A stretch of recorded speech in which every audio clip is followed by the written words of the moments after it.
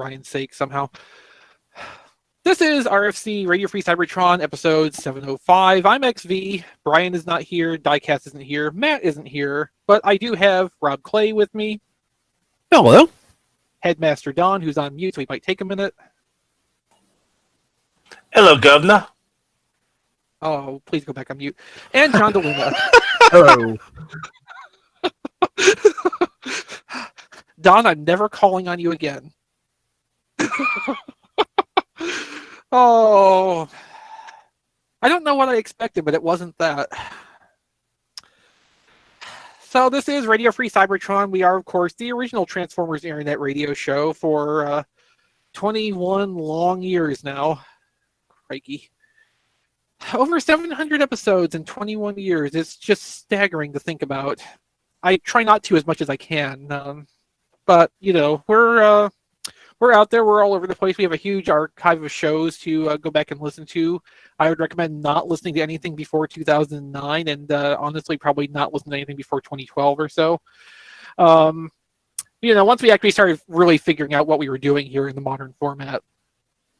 We have a, you know, archive of all kinds of shows. Some are considered retired, like our Star Trek podcast, which we tried bringing it back, and we're still working on that, but there's been issues that we haven't been able to record in like 4 to 6 weeks. I can't even remember what now. Like I know exactly what episode we're next gonna do. It's just a matter of like getting Hey Mickey and Ken to be able to like both be in the same place at the same time.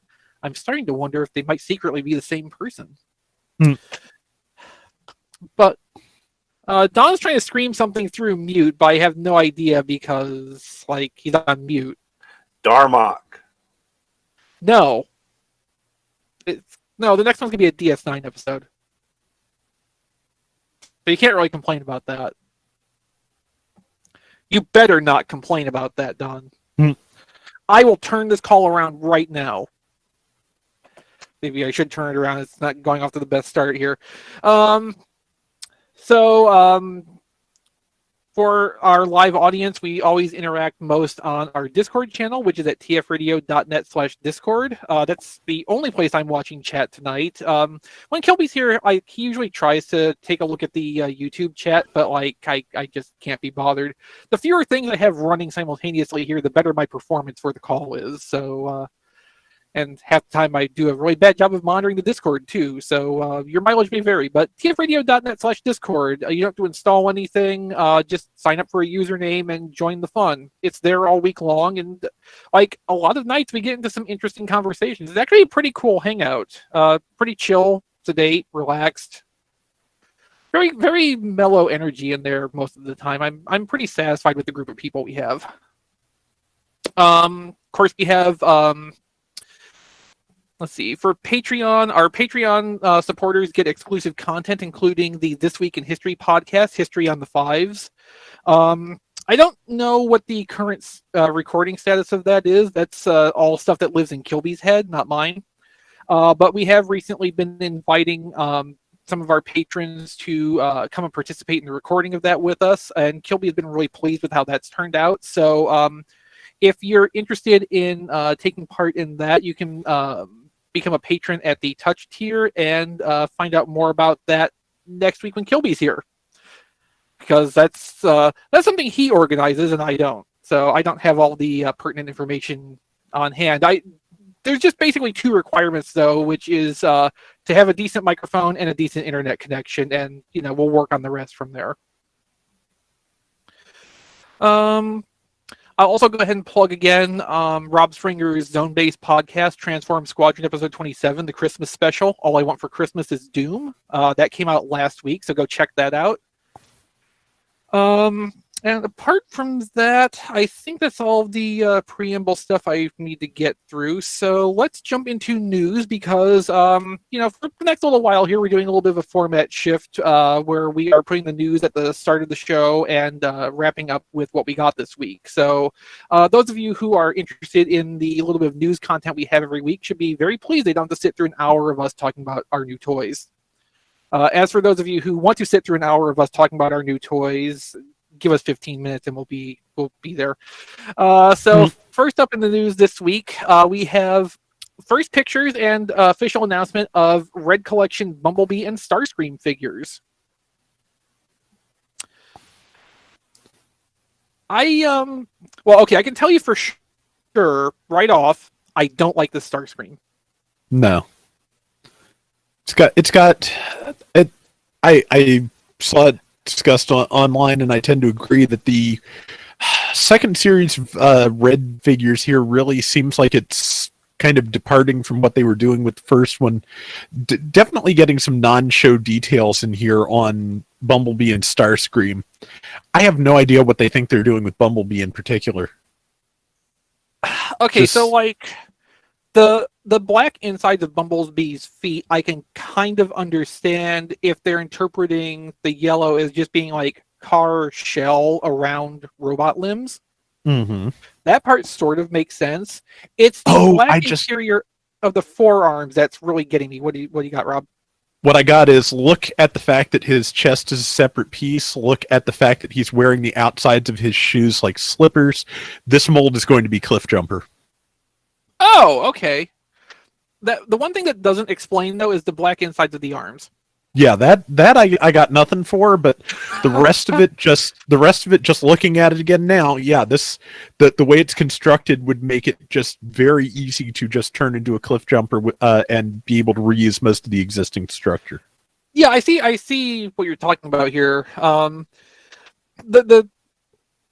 Bumblebee still has like more of a rounded torso design than Cliff Jumper, so they couldn't really reasonably just reuse that same roof piece. So yeah, that makes sense. Yeah. Yeah, Can't believe I didn't think of that before. Yeah, you've just solved like 70% of the weirdness of this, and that just leaves the forearm thing. Yeah. Now, what this does not solve is why Bumblebee's face looks like that. Yeah. Also, apologies to our live audience. Without Kilby here to do live producing for us, we can't run pictures on the stream or anything. But you can go to tfradio.net/news and follow along with at least some of the things we're going to be talking about in the show notes tonight. Yeah, that face is just... I don't know what's going on with that face. Yeah. I kind of wish it had MP45's face. Hmm. That's scary. I know, right? So is this face. I wish that Red would stick to a singular idea, like you guys say. The most frustrating thing with it is that we don't know what it's going for from one character to the next. Like, obviously, like I really like Prime RC. Like, this is like a good place for her, because you're never going to get that robot mode really out of like current constraints, and there's really no place for her. And even if they redo her, they'll G1ify her, they'll do something to her. You're not going to get this anywhere else, so that makes sense. And even to a lesser degree, Cheetor maybe, but that is like a philosophy of like, we're going to do robot modes that are really hard or not feasible or just have no place in the transforming toy line. And then on the other hand, you're getting your usual Megatron, Optimus Prime, Starscream, for better or worse, a very questionable Soundwave. But it's all like, they're all like sitting kind of next to each other trying to do different things. And it's just weird. And I guarantee you, at least a few kids this Christmas are going to get a Red toy from Grandma, and she will swear it's a transforming toy, and she won't know the difference. But it's even extra weird seeing them sit next to actual transforming toys, being roughly the scale, kind of a tweener scale of like Deluxe and Voyager, and having the brand Transformers slapped on them. And not looking that different from a transforming robot. It's just a weird thing. So I wonder if sorry. I wonder if need a lozenge, Don? Okay, Don's gonna cough for a second. Fortunately, he remembered to mute first. Good radio instincts there, Don. Very grateful. Sorry. You're good, Don. You muted. I don't want red. Do you want green? We talked about no thing. I think never mind. we've talked about how we want Red to do a lot of these figures eventually, even if they have to slip them in one every now and then.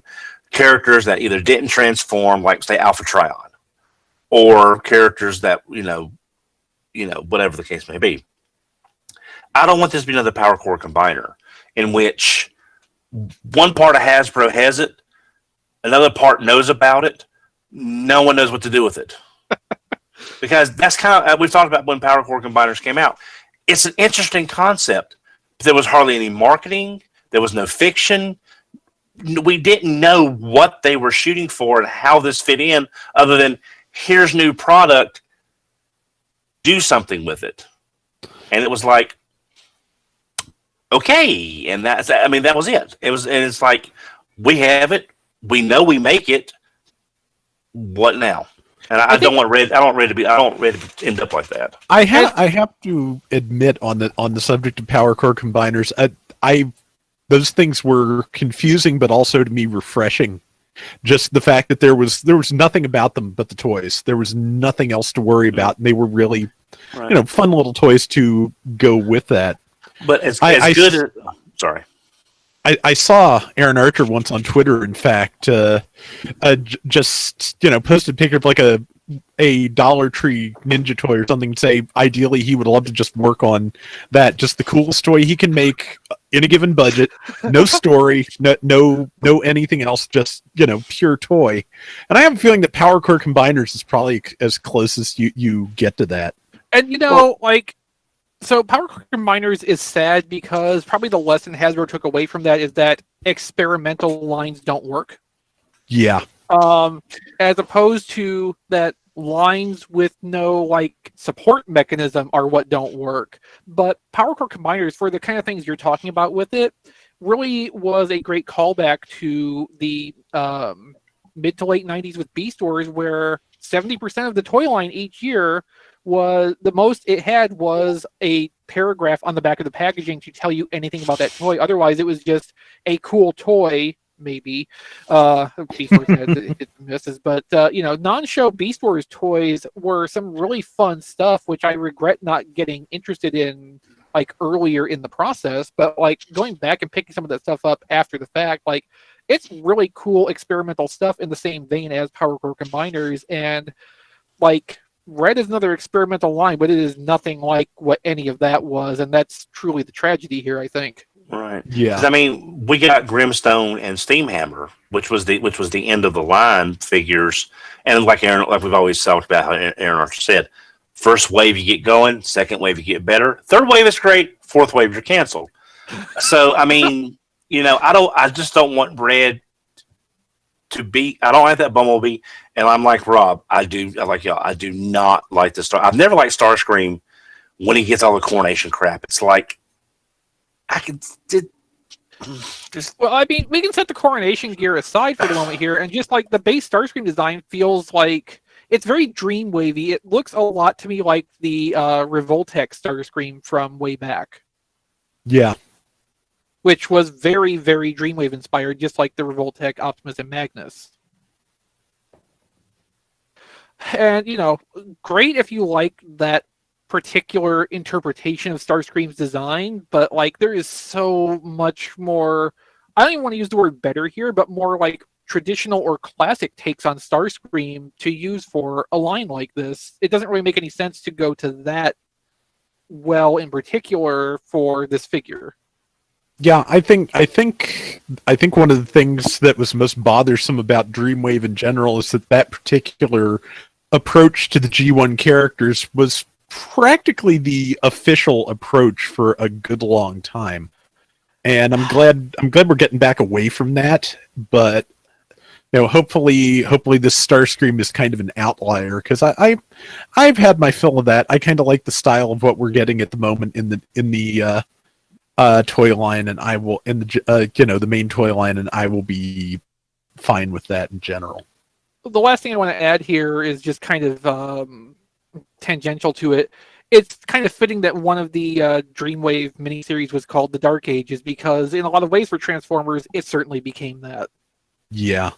And the one thing from this news story that I want to add is when Hasbro posted this to their social media, they also shared that Combiner Wars Devastator is getting a reissue. I believe it's out near the end of January 2021 for the original retail price of $150.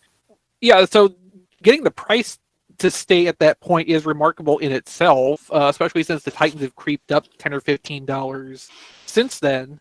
Yeah. So that went up for pre-order on Hasbro Pulse. It's supposedly also going to be carried on Amazon, although I checked before Showtime tonight and there was still not an active listing with the current pre-order price. So your mileage is going to vary on that. Hopefully that'll be something we'll be able to track down and get an affiliate link for here in the near future. Yeah. Do you think the simplicity of the Constructicons compared to overall what came later with the Titans, even though the size is there, the individual figures being less, less complex than what we might get nowadays, it has something to do with the price being able to, the margins were there, they could still do it at that original price? I think because they're running it as an exclusive, the margins don't need to run the same way they would for like a brand new product. So since this is already something that has been tooled up and it's been released by Hasbro once already at retail, Takara at retail, it's been released as convention exclusives on both sides of the Pacific. It's gotten its primary uses out of the way. So there's probably a little bit more leeway there, and running it through Hasbro Pulse, they can kind of name their terms more than they can with some of the other retailers. And Amazon is probably a little bit more willing to be flexible on, what their margin is going to be on it too. Especially for the overall volume of Transformers exclusives they've been getting. Like, if you look at it as one big unit, they can probably make it average out. Yeah, I just hope we at some point get G2 versions. We've been saying that since day one, where it's a ready-made exclusive for somebody, and it's like, give us an orange and yellow Devastator, and it's like, unfortunately, we only get one of those two, and I'm pretty sure it ends up being yellow. Tragically so. So Jared is hoping that it will be the original / Unite Warriors mold for Devastator. So we are like the stock photos that they released with this announcement are just the normal Hasbro version of Devastator. So unfortunately, we already know based on that it's not going to be the Unite Warriors revision. If they did that, it probably would end up having to cost more than $150 because there's more parts in accessories and in the number of parts per figure for the extra joints they added. Yeah. The good thing is, though, with this figure getting reissued, you might see the third-party people issuing at least guns and a few other things since this is being reissued. So you can at least add some guns to add a little bit, even if you don't have the extra elbows that Takara gave you for free. Yes. And don't forget a shoe for that. For that Yeah. left foot, he needs a shoe badly. Yeah. Otherwise, it's a great design. But Yeah. shoe. I imagine John saying that in the Gauntlet voice. Left foot needs shoe badly. Well, like a Gauntlet voice. He has a strangely small, left foot. What am I gonna say? Needs a shoe. Needs a sock. and there were multiple third party kits out there that were sold just because they had a shoe. They had other stuff, but I could maybe see like Perfect Effects maybe doing a limited reissue of the stuff they already had tooled up for Devastator the first time. I don't think we would see any new kits developed for this because there's probably not going to be that much quantity of Devastators going out there to actually support add-on stuff. But a small run of the same stuff that somebody already has put together. I also think maybe like some Shockwave Lab kind of stuff, the semi-mass 3D printed stuff that we see turn up on eBay for a lot of stuff now is also a possibility. that's a good idea. I bet we definitely see that because that way you can just buy the foot, right? You can just buy the sock. So Well, in this case, you'd probably end up buying the slipper with some like completely unnecessary LED package that's adding $15 or $20 to the price. yes, or fillers. That's what everybody likes now. The filler kits where you fill all the crevices in a toy. I can't even think of I guess I'll have to go back and look at Devastator. He doesn't seem like a particularly hollow toy, but I'm sure the 3D printers can find some holes to plug. My Devastator's been in Devastator form for a long time, so I don't remember how the individuals were in terms of having open spaces. Well, let's say now, Chris, you can buy a new set and then have all 6 Constructicons and Devastator, so you can reenact season 3. Just have them standing side by side. See, the thing is, though, if I was going to have a set to have as the individual Constructicons, I would want to get the Unite Warriors one because that's the better individual toys. Getting another run of the Hasbro versions of the molds just seems pointless. Did you guys mention the egregious crime here is that he's green? Well, yeah, Don's saying we want G2 colors. Yes, yes. Yes. And I know several people that want the original Diaclone colors, which I would have to think that would be a really good e-hobby set for Japan. Do them in Diaclone colors. It'd be Takara Tomy Mall these days. Like e-hobby doesn't really e-hobby's not really a thing in that realm anymore. Okay.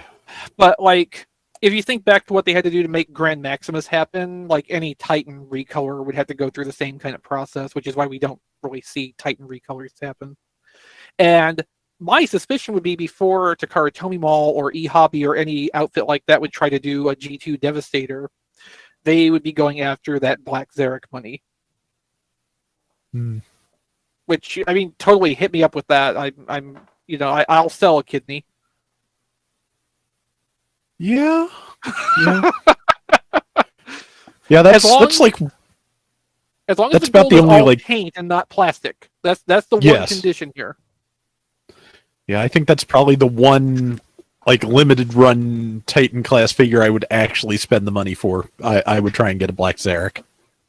And then, Chris, it would be all clear plastic, painted whatever color you wanted. So therefore, it'd be like Monkey's Ball. I'm just pointing out the monkey pawness there. Yes. Yeah, you're right. But yeah, I think we would all agree, Black Zarek would be our number one choice for a limited Titan recolor, just because we have Black Reissue already. We need to finish the set. Mm-hmm. Yeah, and really, there's no way to purchase a original Black Zarek now because it's Schrodinger's toy. It may be in one piece. It may not be in one piece. You'll never know because if you open the box, it'll fall apart. Yeah, I would purchase a vintage Black Zarek. Money or not, I wouldn't do it. No. Yeah. No, so that's why I would never come off the money lately for Minerva because that white plastic, in a completely dark closet covered with a sheet, it will still age. It'll still age yellow. So there's that. Just the exposure to oxygen over time will do that. It's not even the light is not the only factor in that. Right.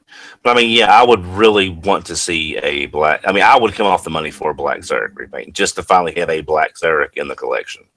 What I want to see, I don't want to be the person who does this, but I want to see the collector who is so focused on preserving one of these vintage toys that they set up an airtight chamber in their collection room and pump all the oxygen out so the toy does not have exposure to oxygen and replace it with nitrogen like they do with potato chips and meat, just to make sure no oxygen gets in contact with that toy to remove one of those pads of the discoloration. I want to see someone go that extreme on their vintage Transformers toys just to preserve them in their original state as best as possible. But again, not it. So also this week on tfradio.net/news, we have stock photos now for Cyberverse, Deluxe, Prowl, and Soundwave. Last week we had stock photos for the Starscream from this assortment, but we just had the low resolution, probably hot sample from the factory images of the other toys. So we got a much better look now at the rest of the trio, and they look a little better than Starscream, to be honest. That Starscream didn't look great.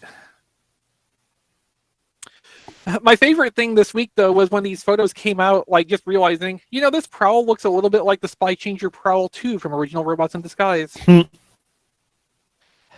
A sentiment that a lot of people seem to share once I pointed it out, because that's been one of my most popular tweets in a while. I also got a lot of responses from that of, well, damn it, I'm going to have to buy this now. So it's good to see that the love for 2001 Robots in Disguise and Spy Changers in general is still going strong. So again, this wave of figures does not have build-to-figure parts, so there's a little bit more in terms of like direct accessories for the figures. So Prowl has 2 blast effects and a Datsun rifle, and Soundwave does have a transforming little laserbeak partner that can fit into the chest compartment, shoulder cannon, and 1 blast effect, which looks more like a weird kind of stamp, but you know, what are you gonna do? Of the 2, like, I honestly think I might pick Prowl up. Yeah. And Starscream.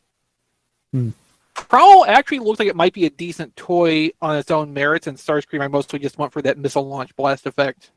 Yeah. These are the kind of problems I have as a collector.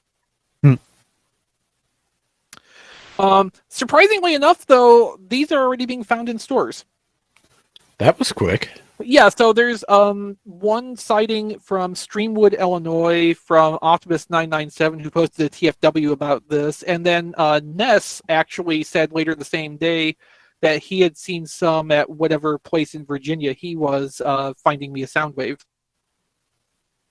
Nice. So these are out in the distribution chain already. So, like, the time of year it is, and you know, the state of the world, I would not like ever advocate for going and doing casual toy hunting, but like, it's probably worth swinging past the Transformers on your next essential shopping trip, because these might be there if there's something you're interested in.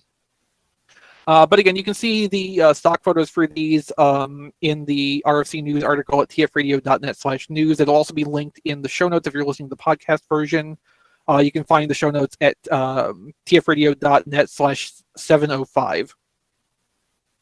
That's not up right now, but it will be by the time the podcast version of this goes out. If you're in the live audience, you just have to go and dig it out of the news archive. Let's see, what else do we got here? So the next couple things we don't have news posts for. So this one, Jacob in the Discord clued me into earlier today. So remember how there was going to be a Transformers MMO like 3 or 4 times over the last decade or so? Apparently one is still coming out. What's coming out? It is coming out? Apparently, they still think it is anyway. Yeah, apparently there's now a Chinese developer tilting at that particular windmill. So, which I think they have been for a few years, and this recent thing. So this developer, I think, was acquired by Tencent. Yeah. And as part of that, they had to disclose all of their current projects, and this was still in their list of current projects, and actually has a release slate of late 2021. Oh, we'll so see. G1. Well, the picture in the article is of a movie Bumblebee, but you know how these websites be. At this point, like, they could probably pretty easily just like change up all the skins to make it G1 or movie or whatever authentics, anything like that, based on whatever the licensing requirements happen to be at the time. It's just really more surprising that this is still a thing that's happening, because like the original attempt at this was in like 2011 or so, and at BotCon 2012, infamously, as Kilby is want to retell the story, you could go and sign up in advance to reserve your character name, and we ended up reserving several names to just be assholes and steal them out from under people. Yes, I had new Soundwave. I had a variety of things that we won't go into in specific. No. We're having fun now. Did it say what platforms this was going to be on? I did a little, not in this article, but I did a little bit more digging, and it sounds like it's supposed to be on, major console platforms and PC. Assuming that it does actually materialize by the end of 2021, as this claims it will. The other question is if it's ever actually released outside of China. Well, yeah, see, that was my stopping point on this initially, because when Jacob shared this in the Discord, I was thinking that this was just one of the projects that was being worked on specifically for China. But Jacob thinks, and the subsequent research I was doing seems to support that it's a Chinese developer, but the plan is for like general release of this if and when it actually gets finished. But yeah, so the history of Transformers MMOs or similar style games goes back a long way, and so far I don't think there's been a single one that's gotten out of the beta stage, if it even made it that far.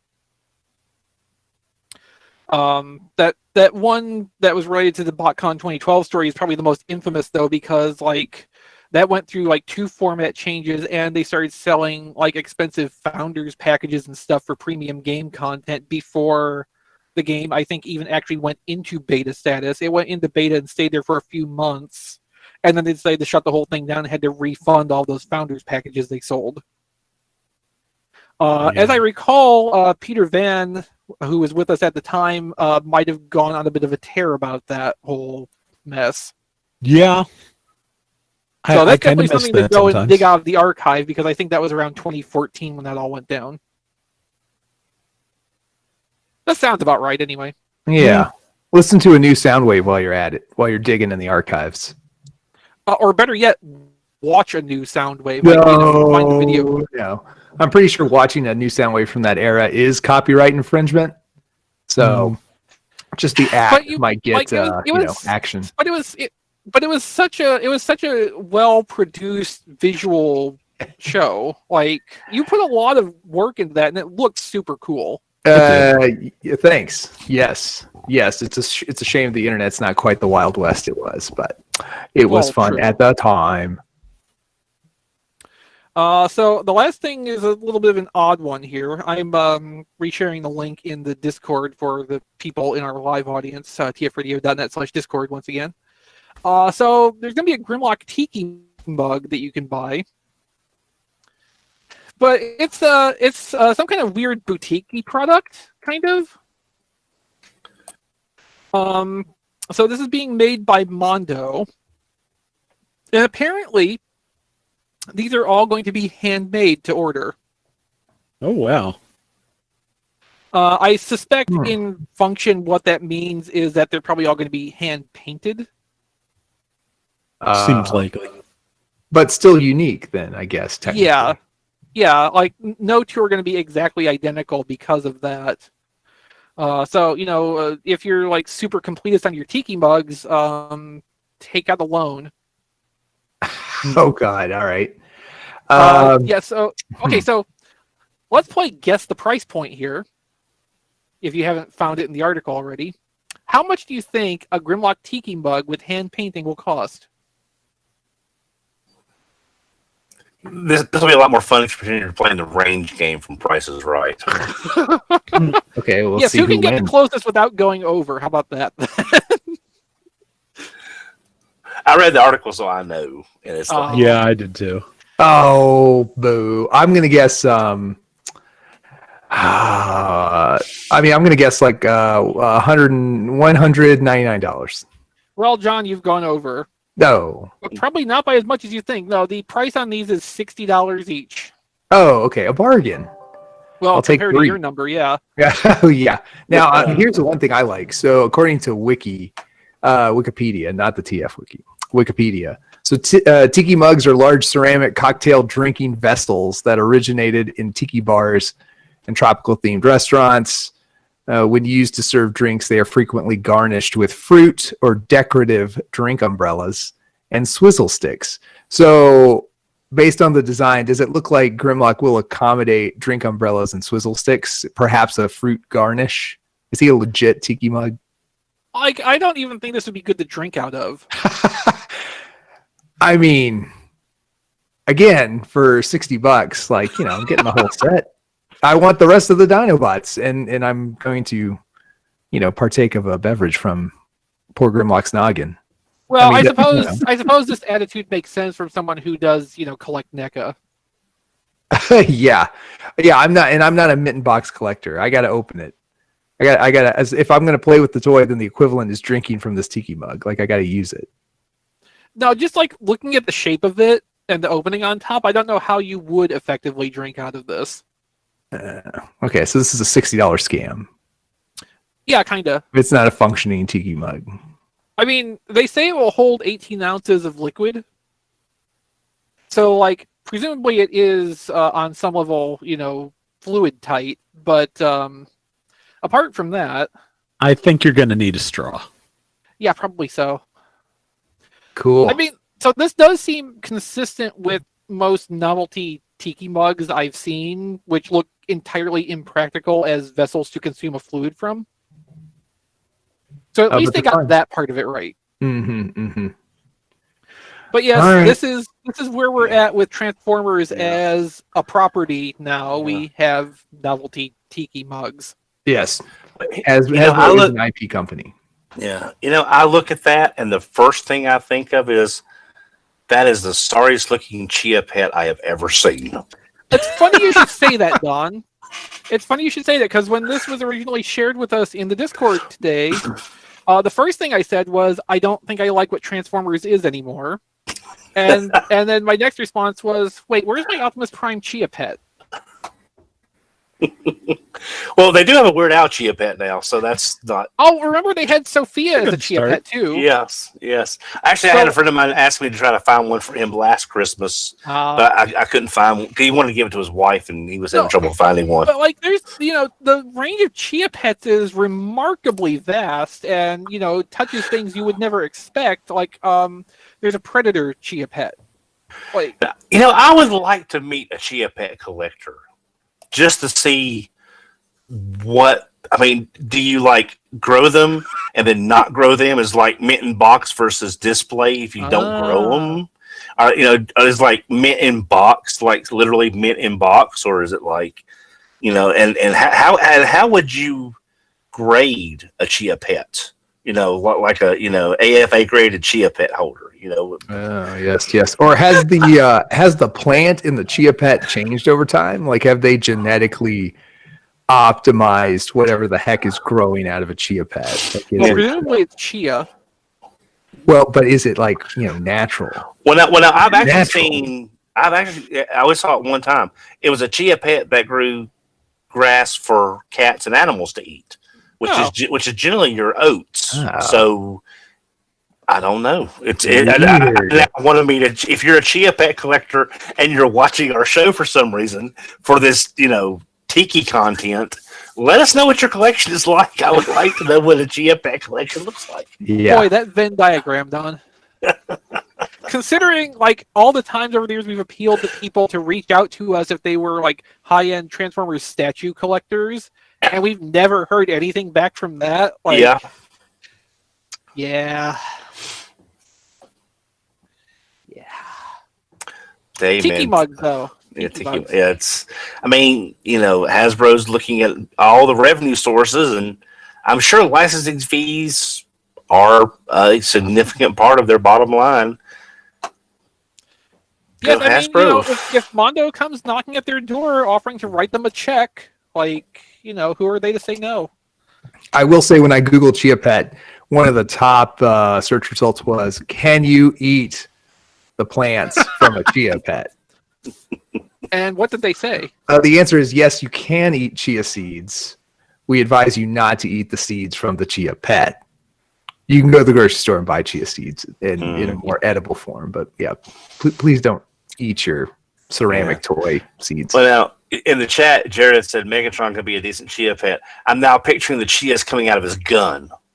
It just sort of grows like, literally flower power, I guess. And see, so like going back to the tiki mug thing, like instead of using this as a mug, like it would make not a terrible like little flower planter. Yeah. Or maybe like a succulent, because you don't have to worry about the you only have to water it occasionally. You don't have to worry about the soil drainage. But yeah, like in general, I think tiki mugs have all kinds of applications other than drinking things out of them that they're better for by default. Get a big enough tiki mug and use it as an umbrella holder. Oh yeah, that would be cool. But your umbrellas have to look like those novelty umbrellas. Yeah. Well, yeah, from an actual cocktail. Yeah. Yes. And you can tell the news today is a little on the thin side. A little bit, as it should be. Yeah, because we're like in the and this is a sad thing. Imagine what post Christmas is going to be like.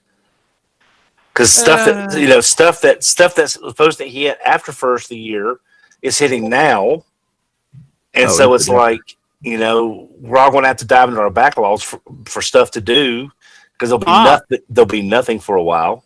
But what you're failing to take into account, Don, is that after Christmas we have a lot of built-in content with all the stuff we got. And it'll be time for our end of year show, which is also a bunch of fluff content. How dare you? And then the week after that, it'll be our prediction show, which is yet more fluff content. So we're set for at least 3 weeks of not having to have any real content for the show. Right. And if we wanted to jump on the podcast, if we want to jump on the podcast bandwagon, which I'm surprised we haven't done now by this point, there's always like top 10 best, top 10 worst, top 10 most disappointed. I mean, everyone does a top 10 list of something at the end of the year. So I'm sure we could get 3 more weeks of top 10s. Top 10 Chia Pets. It's not a top 10, but we kind of do that with the end of year show where we pick our best and worst, like Brian calls it, our superlatives for the year. So it's kind of like that, just in a more brief form. If you would think about like doing a focused top 10 list and all of us, having a comment on each of the 10 things, we would be here for several hours, especially once I got started. Okay, so that does do it for what we will generously call the news this week, as Don points out. So it is time now for what we got. And I guess I will go first because Matt isn't here. So, until I found out Matt was not going to be here, I was going to have him go first because I'm pretty sure he got this week too. Some of us have a G2 Sandstorm from Generation Selects. Nice. Yeah, I wasn't really expecting to get this as my third cone head. I kind of figured that would be thrust, but what are you going to do? So I have the classic trio now of Dirge, Ramjet, and Sandstorm. Transformers is a strange place sometimes, isn't it? Yeah. I'll be honest though, I still don't know whether I would have wanted that or I wanted an actual G2 Ramjet. Good news, Don. G2 Ramjet is on rumor for Selects in 2021. I did not know that. Thank you for letting me know. I did not know that. So the dilemma is solved for you, I guess. So G2 Sandstorm is based on an unused concept toy from G2, because between pieces of packaging art that went nowhere and some actual hand repainted toys, there was a lot of stuff that they were just kind of throwing at the wall for G2 to try to expand the product offerings, probably specifically in product year 1993 when they were just recycling as many G1 molds as they had that were viable still. So one of those was a desert-themed redeco of Ramjet. And here we are, almost 30 years later, and it now exists as a toy on a modern mold, and it's actually pretty nice. The colors are, tan and brown and just, a little bit drab, but it's what it's supposed to be. On the back, they did put some deco on there to kind of suggest desert camo colors. And it's on the back and the wings. The only place it's not painted that way is the back of the legs. So when it's in jet mode, there is kind of what I would call a bald patch back here. But for the most part, the effect is really nice. I got a pretty good QC sample on this one. So all the joints feel good. There's no glaring or obvious paint errors on it. And just overall, I'm really satisfied with this, and I'm glad to have it. More Seekers, more power.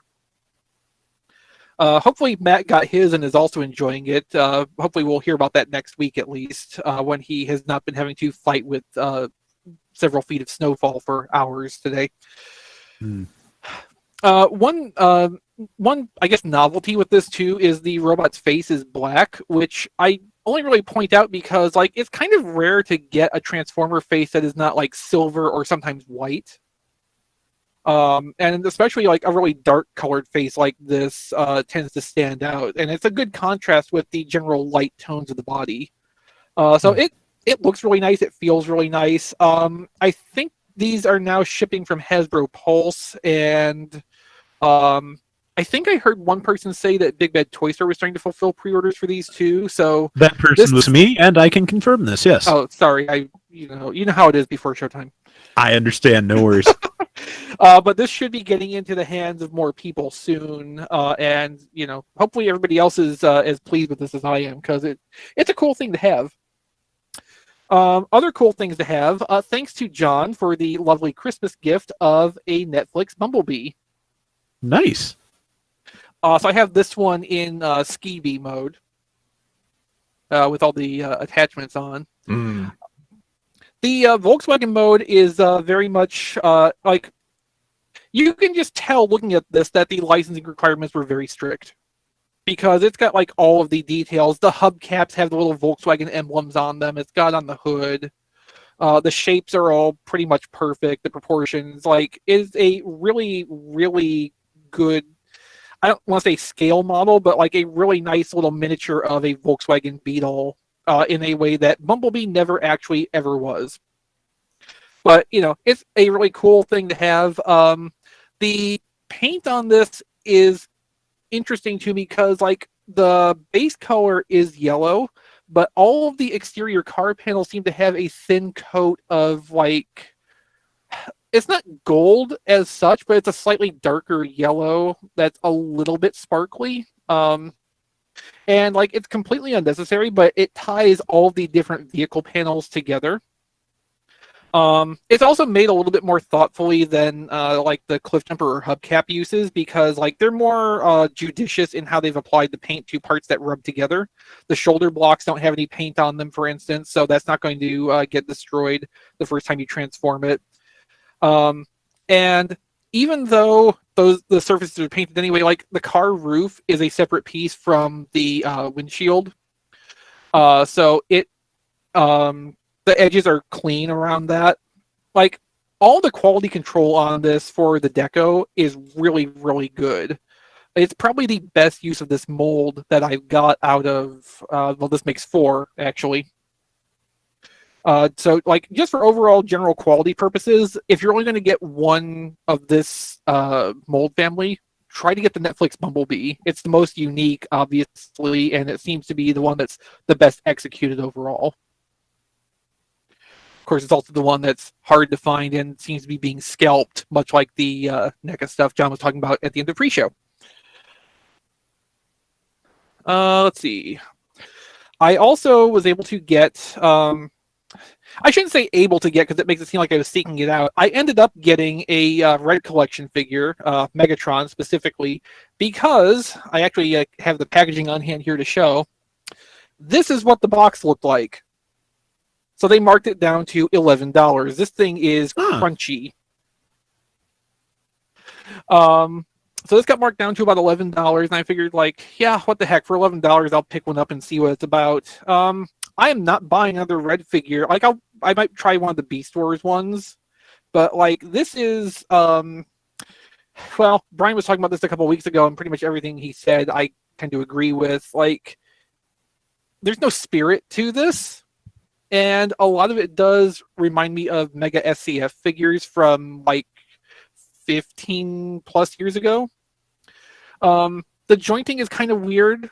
So the shoulder, there's only one like shoulder hinge, and it's set into the torso. So it's kind of the same problem that Studio Series Hot Rod has, where if you want to have the arm pointed forward but have it at an angle, you have to like do some unnatural looking contortions with the arm. You can't have it at like I don't even know how to describe this exactly, but like, for the way I think the arm should naturally pose, you would need to have the outward joint actually be in the arm half of it and not going into the torso, or you need to have it be double jointed so it can do it on both ends. The fusion cannon does not come off, or if it does, it is requiring more force than I'm comfortable exerting on this. I think it's glued on. Which, I mean, it's not like the worst thing for that to be a permanent attachment, but, Megatron's fusion cannon was taken off here and there in the cartoon, so it would have been a nice attention to detail to have that be able to do that too. One credit I will give this, the face sculpt is actually it's better than I expected it to be in person, and I cannot get the camera to... Oh, there it goes.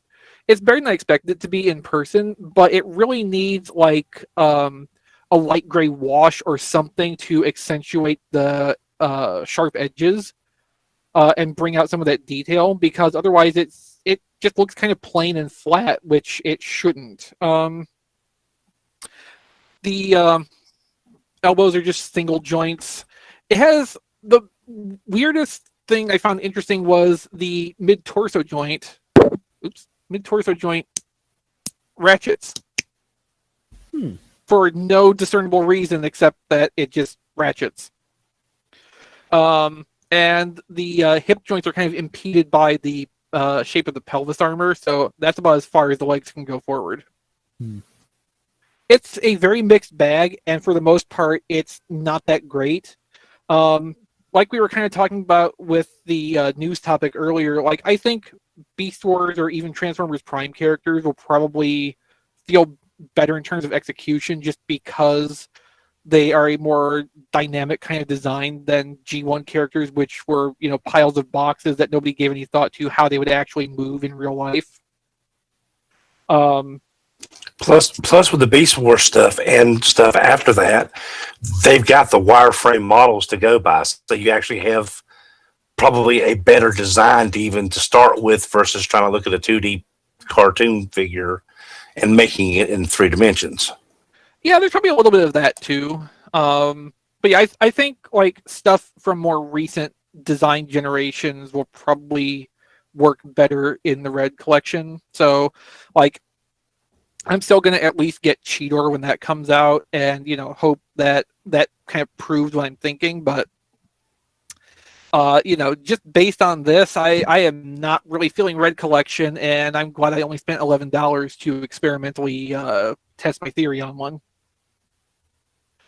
Let's see, one more thing before I go to off topic, and this kind of leads in anyway because it's time for more gifts from the Amazon wish list. So, tfradio.net/Chrislist, by the way.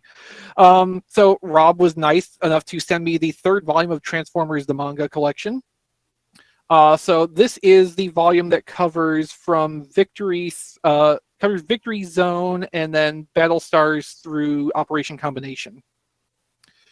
So I actually did read through the Return of Convoy, Battlestars, etc. The first day I got this in. And it was really fun to be able to read through all that story page content and actually, like, you know, read the captions and stuff with it. Because, like, it's stuff where there's scans of the pages that are easy enough to find from the original publication. But, you know, all there is like, summarized content of what it's talking about. And to actually read the material directly is really cool to me because it's something that's been out there for a long time and has just kind of felt inaccessible. Even while it's right there in front of you. So thank you so much for that, Rob. Oh, my pleasure. Now, on the off-topic side, through various circumstances, I had some Amazon credit to blow. And so I decided to get the Gundam Universe Tallgeese, which was just released a couple of weeks ago. And I'm kind of dissatisfied. So, Gundam Universe is the current Gundam action figure line, which is being distributed in the U.S. by Bluefin Brands. It's Tamashii Nation things, and it's being released pretty much simultaneously in the U.S. and in Asia.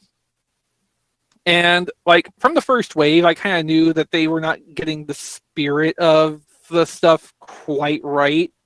Like, the one infamous example I've always cited is, like, they have Wing Gundam, but they couldn't make it transform, even though its transformation is literally turning the waist around and bending the knees. Mm-hmm. Now, I thought the Tallgeese being such a comparatively simple design, because like Gundam Wing's enemy mobile suit designs are pretty utilitarian in general and like not, you know, super ornamented or anything. So like very to the point and basic. I thought they couldn't possibly screw that up, but no, I was wrong. So like the Tallgeese's boosters, they don't open. So like they're always in this closed state. You can't actually like have the thrusters out and in use, which is like the most basic fundamental thing to screw up on this design. And beyond that, okay, so like it could get into like this whole extended thing about how the design works for Tallgeese, but suffice to say, this figure is based on later revised line art that changes several aspects of the design, but it's decoed as if it was the original TV version of the Tallgeese, and it's wrong, and it kind of is missing out on some mobility and features because of that. So, like, basically every practical thing they could get wrong with this, they somehow did. So, yeah, I don't think I'm going to be going back to the Gundam universe well at any point. Because, like, the one thing I was willing to give them a chance on and thought they could get right, they didn't. So that's pretty much the end of that now.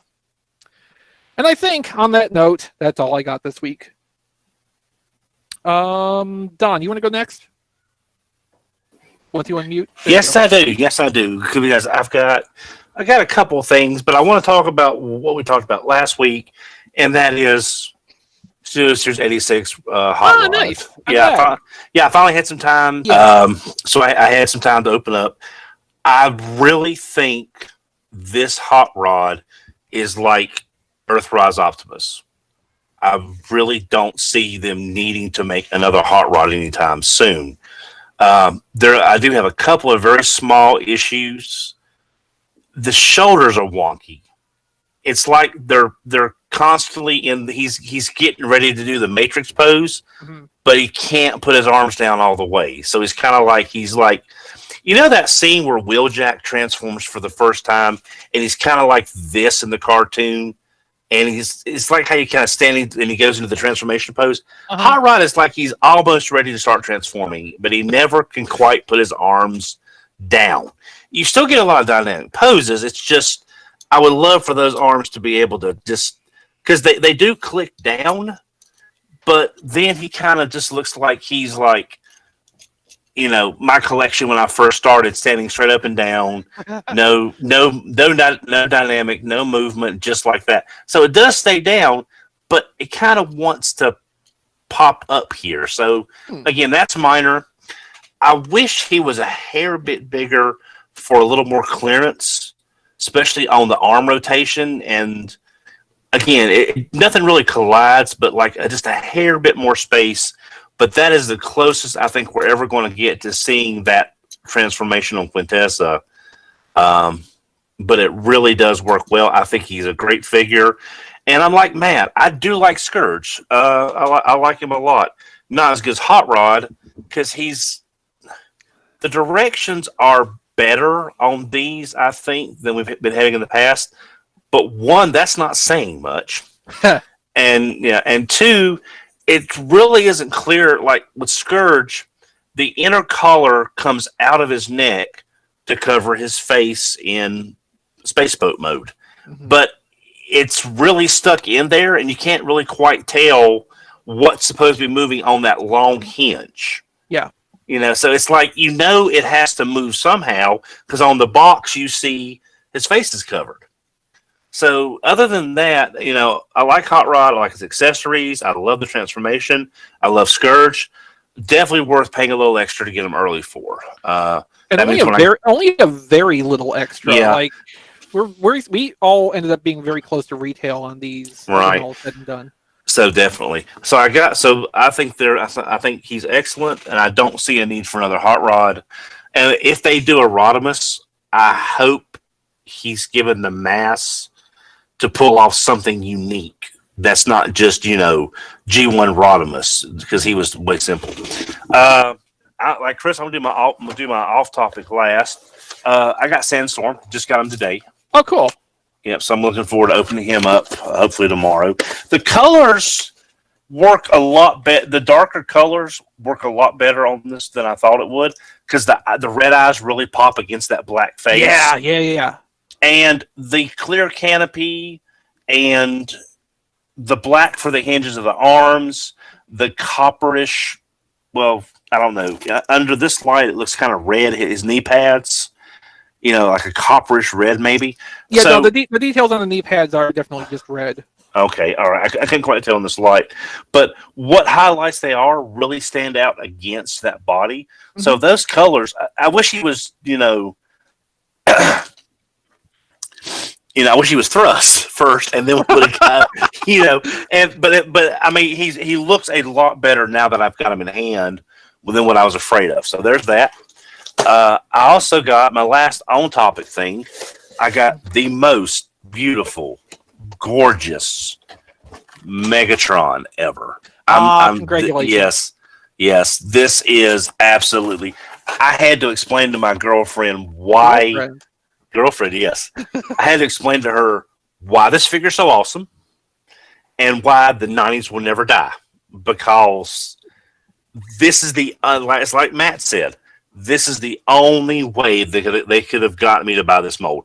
If it was purple, maybe if it was purple. But with it being G2 Megatron, they got me to buy that Siege mold. So there's that. Earthrise. Thanks. Earthrise mold. Earthrise mold, yeah, sorry. Yeah, you really, that's cool that you had double G2 week. Yes, definitely. And my last off topic. Also I picked up. I don't know why, but I bought a Netflix Impactor. I have no idea why, but I don't know why either. Yes, somebody had to. Yes, yes. And I'll be honest, it's that Impactor is a nice toy, and the Siege version does have some paint differences. Not a lot, but there's some there. It's just, I think it was the whole something new kind of thing. So there's that. Yes, toy desperation. I know that. Pretty much. What I got off topic is something I have been waiting for a very long time, and I would love to get the whole set, but I'm not. So I'm cherry picking. So I got Iron Studios Chitara. Okay. It's from the same people that did the Dungeons and Dragons set. So I decided to pick her up, and I would love to get the whole Thundercats diorama, but these are a bit more pricey than the Dungeons and Dragons. The cool thing was I got this from Speculative Fiction Shop. First time dealing with them. Very good customer service. The one downside was that this was still a pre-order, but the way the web page read, I thought it was in stock a little early. So I had to wait about 3 weeks for it to come in because it could have been a pre-order, and I just didn't. It just wasn't marked pre-order. That was the speculative part, Don. The part, yeah. But I signed up for their newsletter, which got me $15 off. And then if you do a couple of other social media things, you earn some extra money towards your first time credit. So actually, I say about $30 doing that with her. So I'm really happy to get her. She's going to be, unfortunately, a figure of one, but there's that. Hey, Mazzy. Yes. Hey, boy. Oh no. Yes. So unfortunately, I've been checking Target for thrusts or anything at this point, which they have nothing at all. I mean, they had the buy two get one free. They had the buy one get one half off.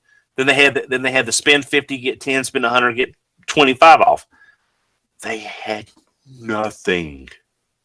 So unfortunately, that's all that I've got this week. Well, you had some good ones. Rob, you want to go next? Sure. I got a few things. Well, first up, thanks to you, I now have Earthrise Snapdragon, and that is a really nice figure. It is. It's so much better than Ape Face. Nothing. Oh, isn't it though? Yeah. Nothing wants to fall off. Nothing wants to. Nothing really argues. The only real thing I want to say is an issue with it for me sometimes is that there's so much play in the neck joint on the Titan Master that getting it plugged into the dragon's skull is kind of difficult at times. And getting the two fins on the arms to line up behind the eyes can be kind of tricky. But I really like that effect when it works, though. So I will struggle with that when I have to. It's really nice, and there's just something really pleasant about the jet mode. I can't quite explain it, but it's just I like the design. It's that it's not 8 faces jet mode. That too, but it's also just a really nice, like, smooth, sleek design, and it's just remarkably better at everything Apeface tried to do, including having white plastic. So that's a really nice figure, and thank you, Chris. I appreciate it. Yeah. I'm glad you liked it.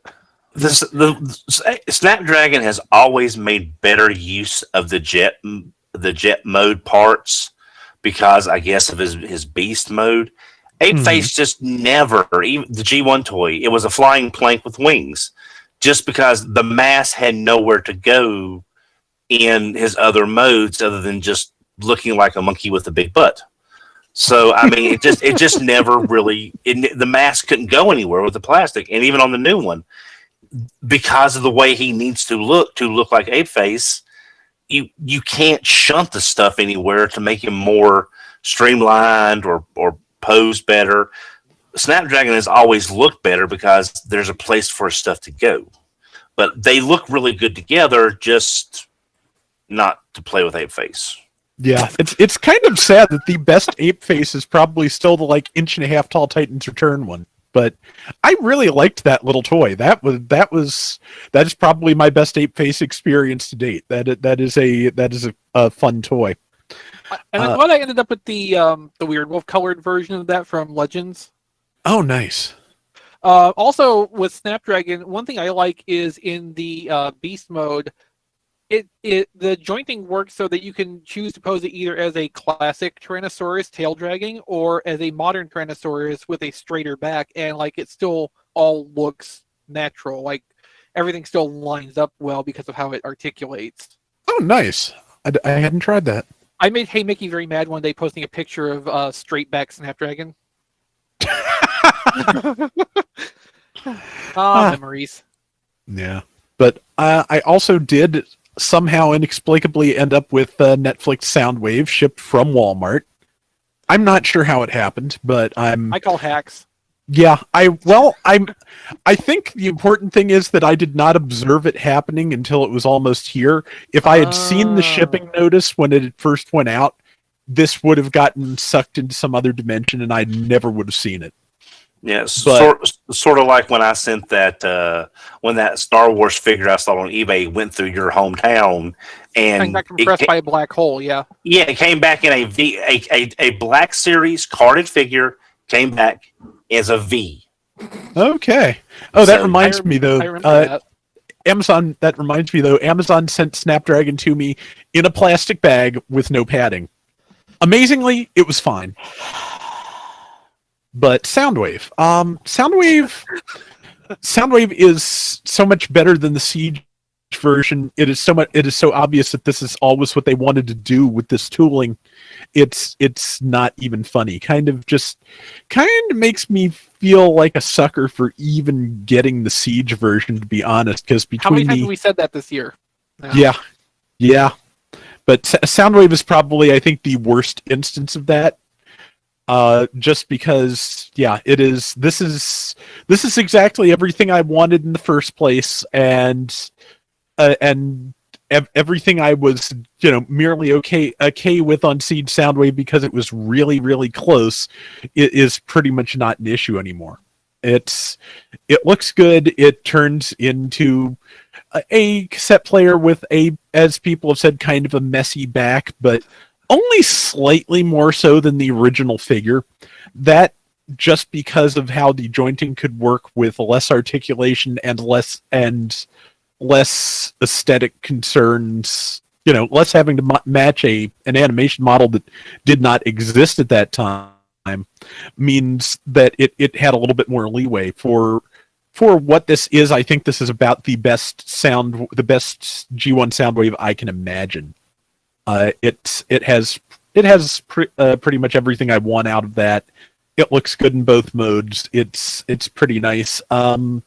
Ravage is still Ravage, and The infuriating thing about this Ravage is it has a series of new tamphographs to bring it closer to the original, and the way the holes on the cassette are placed, there is no way to place that in Soundwave's compartment that it does not look wrong, because the holes are either too low or too high for an actual cassette to be in that position. They should be fairly close to the middle, maybe a little closer to the top than the bottom. Right. And they are just definitely, firmly planted in one hemisphere, regardless of what way you actually place it in the thing. But also, Ravage doesn't look any better as a cat, so if I'm going to have one of those out and about, it's going to be Laserbeak.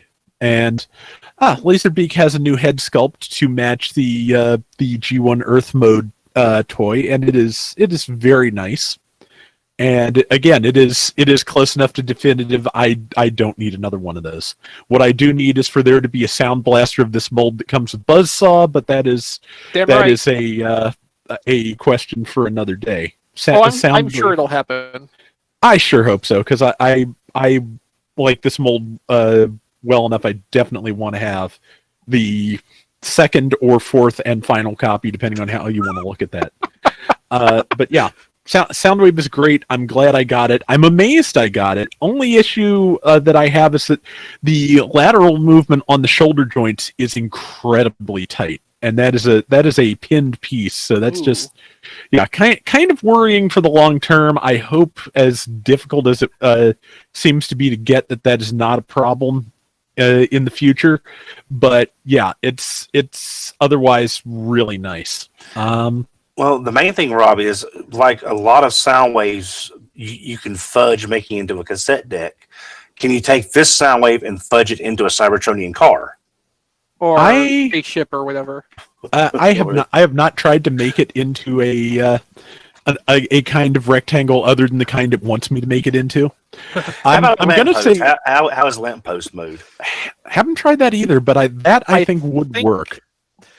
I was going to say, I think they removed some of the stuff that's necessary for the lamppost mode to work as intended. But, if you just want to have Soundwave with his arms in a T-pose, I see no reason why it couldn't.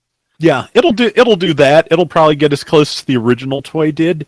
The knees don't actually bend forward the way that G1 Soundwave and I'm pretty sure Siege did too, just to make that slightly angled lamppost. They don't do that anymore, so there's probably only so close you can get. But yeah, it's a good Soundwave. I'm happy with that.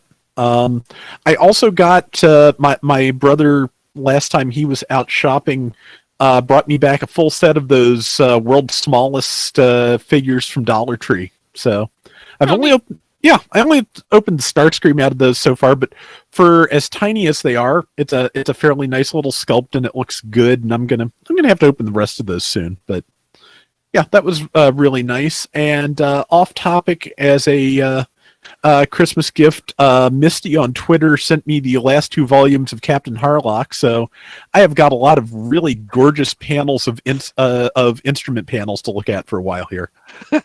Because whatever else you may think of Leiji Matsumoto's artwork, and it's worth mentioning that the artist on all the Transformers manga actually started out as an assistant for Matsumoto, and in some of the tech details in that manga, it really does show.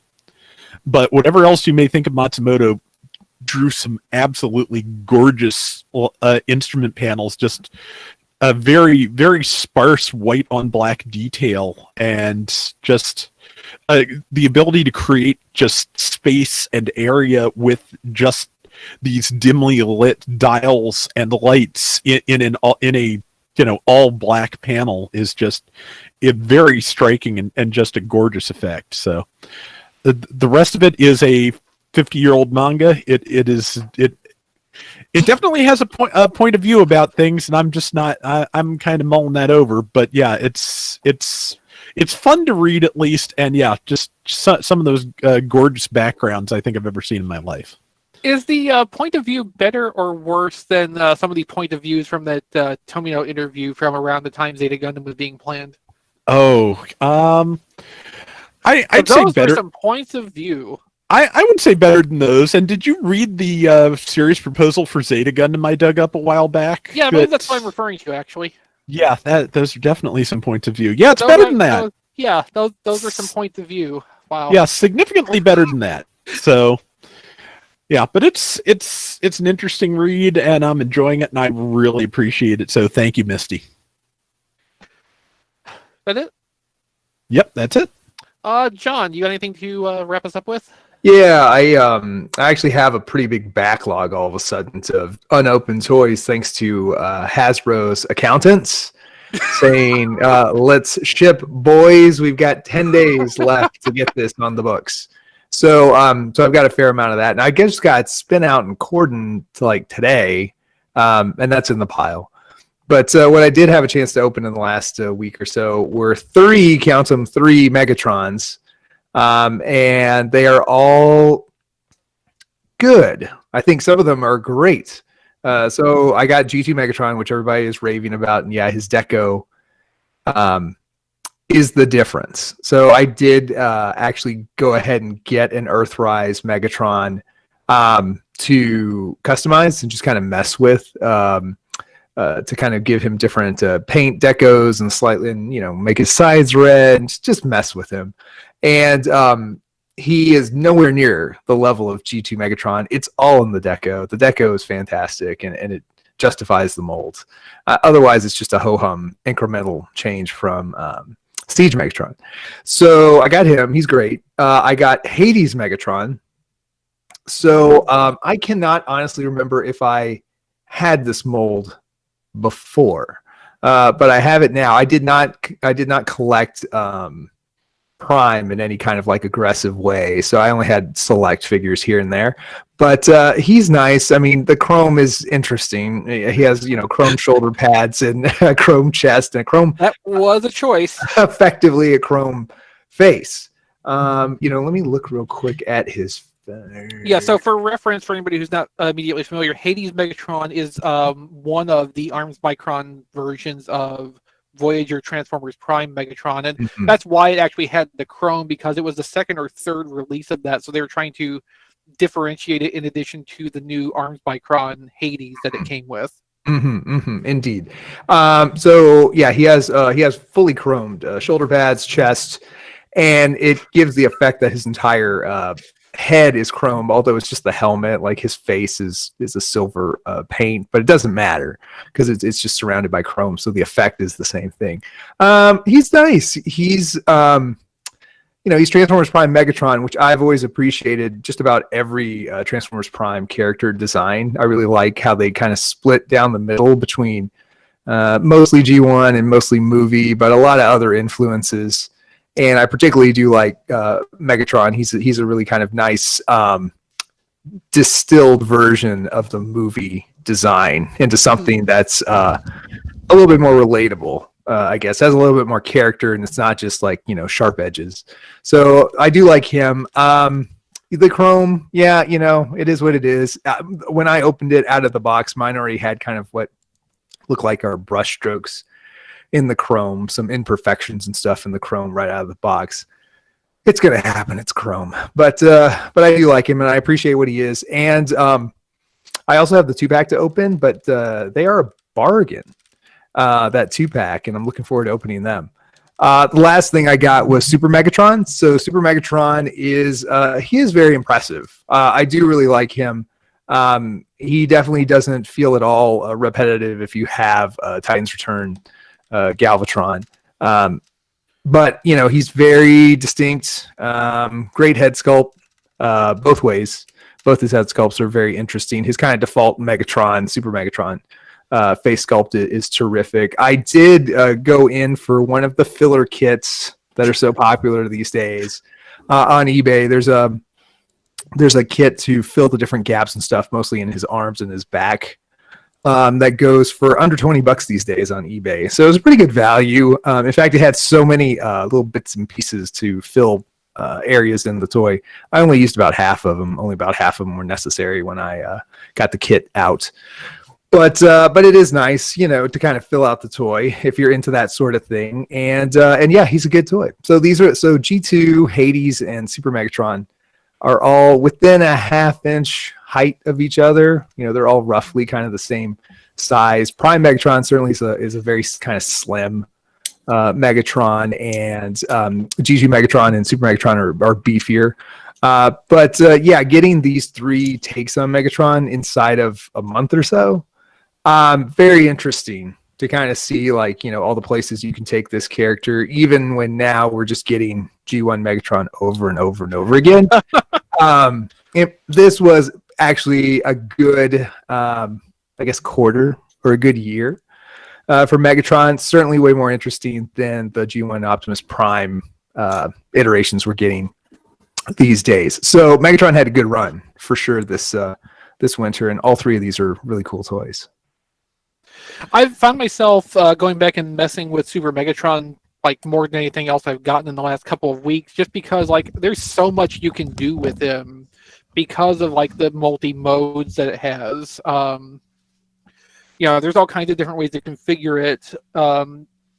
Just as middle states of the 3 official modes that it has, and it's a really engaging toy. I'm so happy with this, and it's been just fun to have as a fiddle toy at my desk or a side table for the last little while here. Yeah, he's a great toy, and he's not. Everybody knows he's not a perfect representation of Super Megatron's anime model. He's a compromise. Yeah. He's a reuse of Galvatron, but he gets the job done. So he really comes across as this unique, kind of Japanese influenced, different Megatron that isn't quite like all the other Megatrons on your shelf.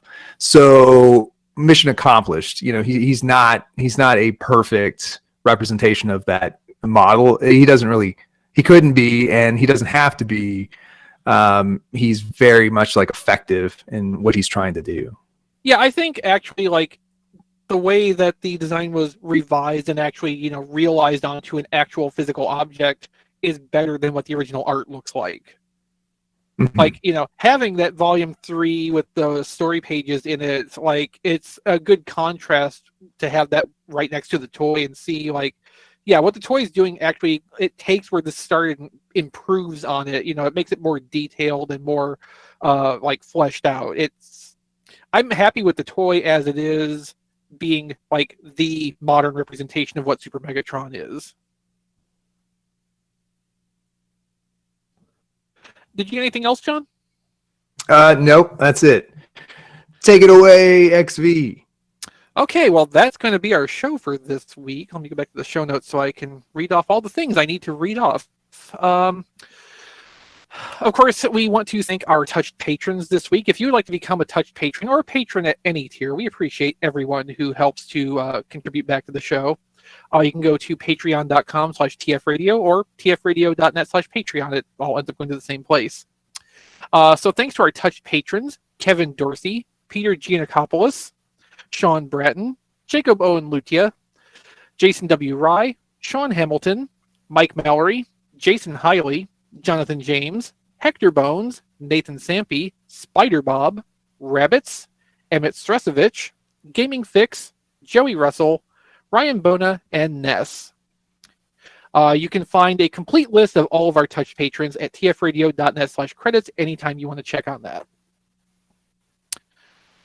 You can find us, of course, on Twitter at TFRadio. We're on Facebook, probably also at TF Radio. I mean, just, search Facebook for Radio Free Cybertron. I'm sure you'll find us there somewhere. We're all over the place, Instagram, YouTube. Subscribe to our YouTube channel. The main place our stream goes out live every week. So be sure to subscribe and get notifications there for that so you don't miss the start of a show every week. We're also on basically every platform that carries podcasts. I mean, you could probably, if you dug long enough, you could probably find one that we're not syndicated onto, but you can also probably find one or two that we're on and we didn't even know we were on. So, it averages out, Of course, show notes for this episode with links to everything we were talking about. You can find that at tfradio.net/705. If you would like to leave us a message, send a text, just reach out to us. You can do that through our voicemail line, 931-99-GOBOT, 931-994-6268. That does take voicemails and text messages. So any way you want to communicate with us, you'll be able to get a hold of us that way. So Brian is not here. He's on Twitter at bkilby. Also, briankilby.com. The looming specter of his Christmas album still approaches, so look forward to that. Yes, it's not just entertainment; it's also a threat. They say that's the best kind of entertainment. The entertainment that makes you fear for your life. Yes. Diecast also was not here with us tonight. You can find him on Twitter at Diecast2. His reviews are at tfradio.net/reviews. And I think his Facebook is Reviews by Diecast. For anybody who actually still uses Facebook anymore.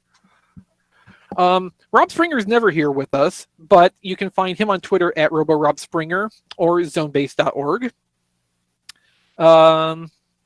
Wait, what did you put in the chat, Rob? Brian Kilby Threadertainment, LLC. Well, that might end up being the show title. I'll make a note of that. I'll try to remember to do that after I finish reading off all this stuff. But yeah, go check out Rob's content. His website's got all kinds of it's esoteric in the way that kind of clicks with my brain. So there's no telling what's going to be on there from a given day to the next, and that's kind of cool. So definitely go check out what he's working on. I can be found on Twitter personally at ChrisRTXV. Playwithphotography.com is where you can find my toy-related things, galleries and blog posts, and toy photography-related articles, that kind of thing. For toy photos and content on social media, I'm at PlayWithPhotos on Twitter, or you can find me on Instagram at PlayWithPhotography. If you like the work I'm doing and want to show your support and help me do more of it, you can sign up to my Patreon at patreon.com/playwithphotos for as little as $2 per month. The $2 will get you early access to new galleries when they go up, and for $5 or higher, you can be credited on galleries produced going forward from when you sign on. Rob, how do people get a hold of you? Okay, on Twitter, they can get a hold of me at Figure Viewers or Rob Flails. Rob Flails is mostly where I talk about video games, and specifically Gundam Battle Operation 2 for the PlayStation 4, which is what I cover on Flailthroughs, my YouTube channel. Big update for that coming this week. They're going to add some new scenarios for the single-player mode. They're going to probably start the most significant part of the Christmas event. Looks like we're getting the extraordinarily superior Gundam this week, which, unlike the Double Zeta, is actually going to transform and actually has its beam smart gun with reflectors fully functional from what they've been showing us. That sounds really overpowered. Probably. But that's okay, because given some leaks we've gotten this last week, it looks like we're going to be into Shar's counterattack by March, so it's not going to be overpowered for long. Are they going to release Axis as a playable unit that you can just repeatedly drop on the Earth? That would be great. Or Fifth Luna? That would be great. But youtube.com/flailthroughs if you want to check out that game. If you like what I do there, patreon.com/flailthroughs. Throw me a couple of bucks and you can request specific rounds, mobile suits, weapon combinations, colors, what have you. Patrons also get to see the thumbnails for every video, which I've started uploading once a week just because I had a couple of people asked me for it, and it seemed like a good thing to do for patrons. So, cool. If you want to see that, all patrons get to see those posts. So, come check it out. If you just feel like throwing me a thing, there is tfradio.net/playlist and various other manga and toys and what have you on there if you feel like it. And thank you to everybody who has felt like it lately. I'll also throw out their tfradio.net/diecast list if you want to do the same for Diecast, who is not with us this week. Yes. John DeLuna, where are you everywhere? Oh, I am that John D. Everywhere. Everywhere. Mhm. And finally, Don, where are you? I can be reached on Twitter at HMRC4 EVR. tfradio.net/Massey Attack if you want to get Don a nice thing. Or possibly alcohol. abused things. Yeah, whatever. Or alcohol, Band-Aids. Yeah, when he says alcohol, he means the disinfecting kind of alcohol, not the Yeah. fun to drink alcohol. Man.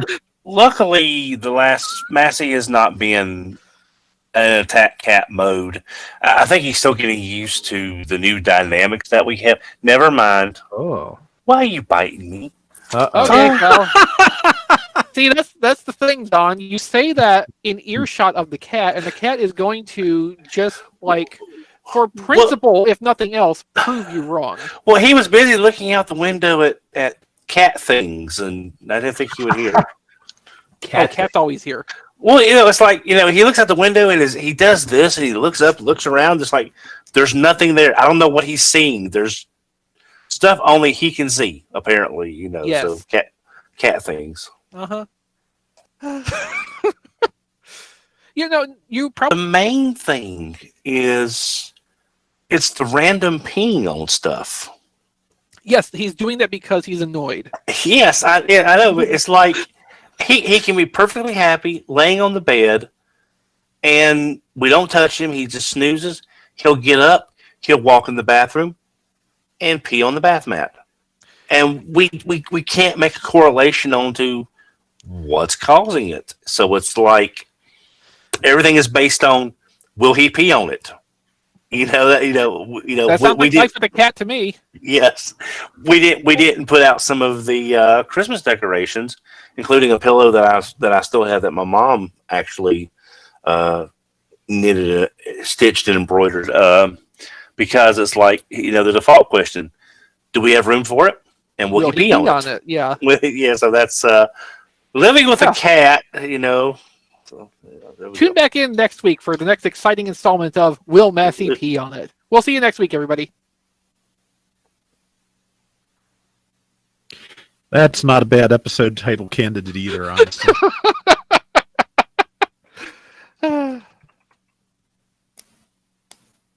Okay, so we're in post-show now for however long it takes for Brian to pop back in and the stream, basically. So that's fine because, people got a little bit extended pre-show this week, so I think it all evens out.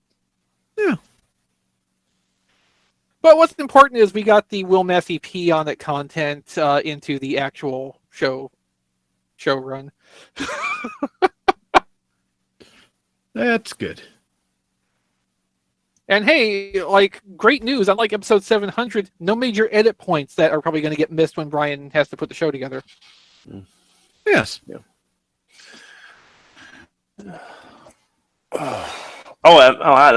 This is perfect post-show content. Yeah. I forgot I got Super Megatron. I was so happy to get. I was so happy that I got G2 Megatron. I forgot I got Super Megatron. So it's like, Nice. I mean, nothing against Super Megatron, and I want to pick up that filler kit you were talking about, John. But it's like G2 Megatron is so pretty. It's so just pretty. It's awesome. And it was like, Yeah, it's a perfect G2 Megatron.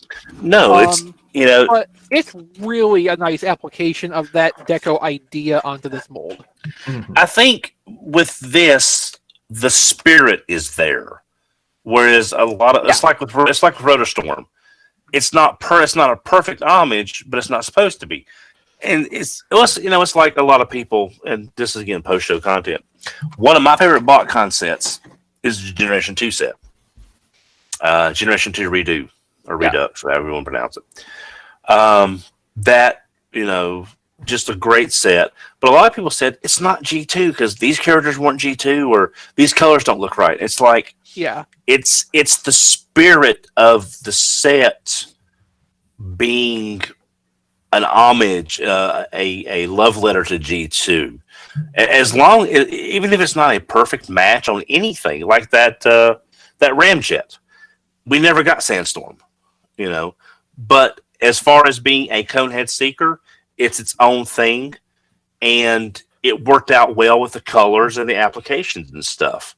The G2 stuff, as long as the spirit is there, it's like that Rapido mold from the Reveal the Shield Jazz.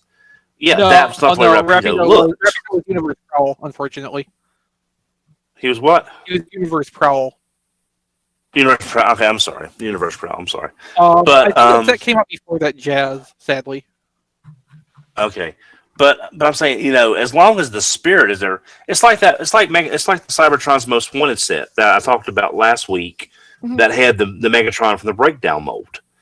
It was a cool idea, and once you read the fiction, the spirit of the gang warlord, the underground, you know, it's just, as long as the spirit is there of what they're trying to homage, and it's not just like, I don't know, I'm trying to think of something that was a recolor that just didn't work, and I'm blanking on, you know, something that like this is an homage to something, and it just did not work. And I'm trying. I know there's been some. I just can't think of anything. I think off the top. I think because you're having such trouble thinking of it, like, we're lucky that in the last several years, like, Hasbro has been in a place where we don't have to worry about getting, you know, I don't want to call it a cash grab effort, but, like, you know, something where it's really like a color by numbers take on whatever concept they're trying to do, and not really capturing